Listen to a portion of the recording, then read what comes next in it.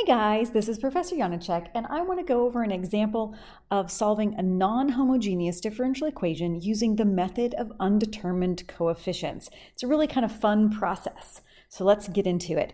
We want to determine a particular solution for y double prime minus 3y prime minus 4y is equal to 2 sine t. First thing we need to make note of is that y double prime minus 3y prime minus 4y equal to 0 is the associated homogeneous equation.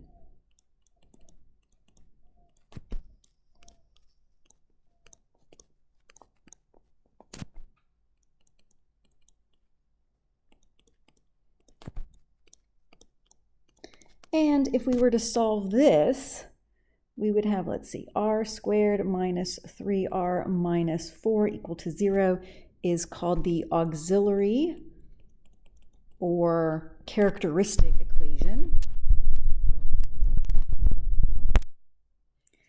And from this we can get r is equal to 4 and r is equal to -1. Solving that auxiliary equation, that gives us 2 real roots. And so then we can come up with the solution to the associated homogeneous differential equation. That solution we'll call y sub c, and that would be y is equal to c1 e to the 4t plus c2 e to the -1t. This is referred to as the complementary solution.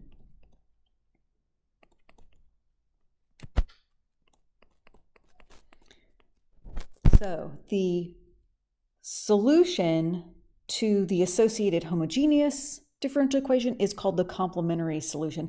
We're going to need to kind of compare our particular solution or our possible particular solution to this just to make sure everything works out and that the particular solution has all that it needs to have in it. All right, so going back to our original differential equation over here, the part that makes this non-homogeneous, I'll call that g of t.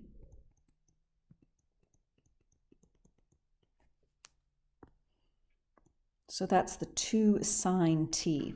Now, based off of this, we can take what we call our initial guess. I'll call that y sub g of t would be, given the form of this,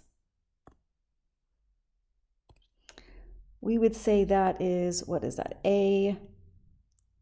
Actually, I guess I'll write cosine. A cosine t plus b sine t. Now what we're going to do, since this is just a simple guess, I now compare this to my complementary solution. I notice that none of the terms are the same. I don't have any repeated terms here, so we are good to go. So rather than calling this y sub g, I will say, let's go ahead and call this y sub p, because this is going to be our particular solution.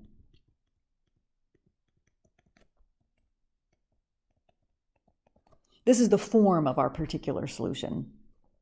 Now we just have to figure out what a and b are. So we will then determine y sub p prime. Let's see, that's negative sine t plus b cosine t, and y sub p double prime, which is negative a cosine t minus b sine t. Now all I'm going to do is substitute these into my original differential equation.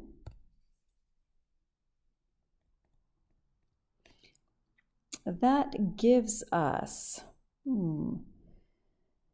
negative a cosine t minus b sine t minus 3 times negative a sine t plus b cosine t minus 4 times a cosine t plus b sine t. That's equal to 2 sine t. If we combine some terms here, or, well, actually, let me go ahead and distribute first.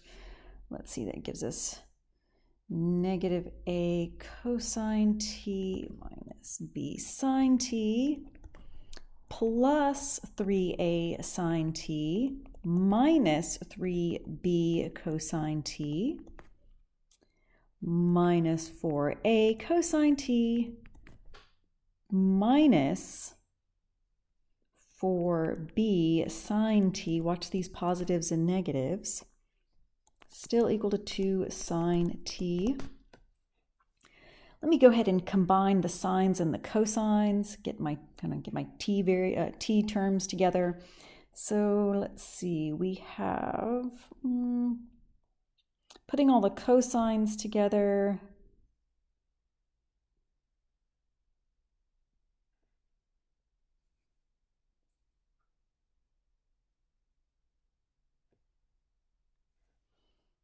that's negative 5a plus, oh no, that's a minus, 5a minus 3b times cosine t,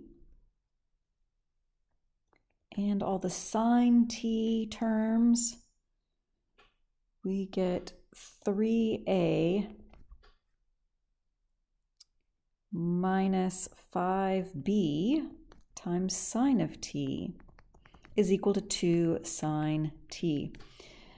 Now looking at this, I'm just going to associate the coefficients here, or the terms, with the terms on the left side with the terms on the right side. You might have seen this sort of technique in algebra. And then I'm going to associate the coefficients. I see that there is no cosine over here on the right-hand side of this equation, so the coefficient of the cosine term, this negative 5a minus 3b, must equal to 0. And associating the coefficients for the sine, this is why it's called undetermined coefficients. I'm trying to determine these coefficients, and we do this little association process. We see that 3a minus 5b would be equal to 2. You can take a little time and solve this using any method, substitution or elimination, probably the two most common methods. We would end up with a is equal to 3 over 17 and b is equal to negative 5/17. Therefore, y sub p of t, all I'm going to do now is take what I originally had here for y sub p and replace the a and the b values. That gives us 3/17 times the cosine of t minus 5/17 times sine of t. Actually, let me do a little better job with this.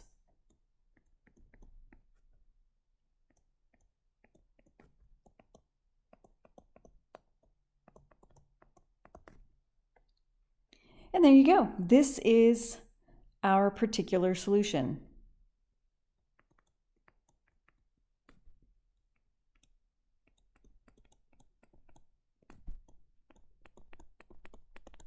And that's really all we were asked to find. I do want to let you know that y of t, if I can write clearly,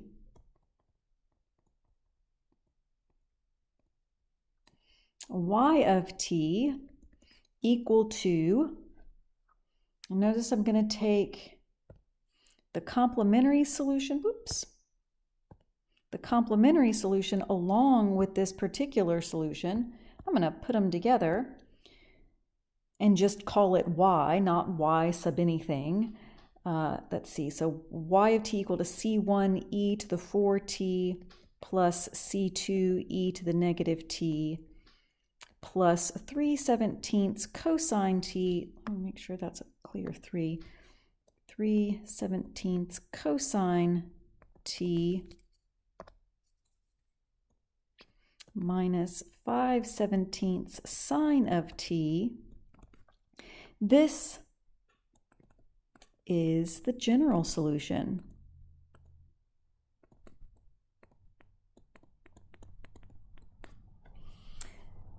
Well, there you go. Enjoy.